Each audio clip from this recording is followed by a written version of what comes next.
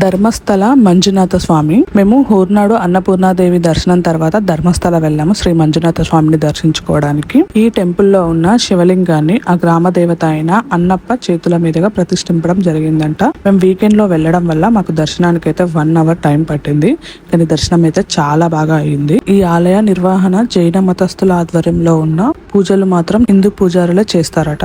ఆ దైవ దర్శనంతో పాటు మాకు ఈ నంది దర్శనం కూడా అయ్యింది. మేము మా 15 డేస్ సౌత్ ఇండియా ట్రిప్ లో డే 4 లో శృంగేరి, హోర్నాడు అండ్ ధర్మస్థలాన్ని అయితే కంప్లీట్ చేసాం. నెక్స్ట్ మా డెస్టినేషన్ వచ్చేసి మైసూర్.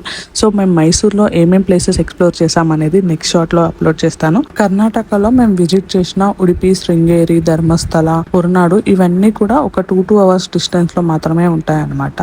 మనం ఈ 4 టెంపుల్స్ ని 1 or 2 డేస్ లో కవర్ చేయొచ్చు. సో గోకర్ణ, మురుడేశ్వర్ వెళ్లే వాళ్ళు ఈ టెంపుల్స్ ని విజిట్ చేయడానికి ట్రై చేయండి. For more videos please do subscribe to my channel. Bye.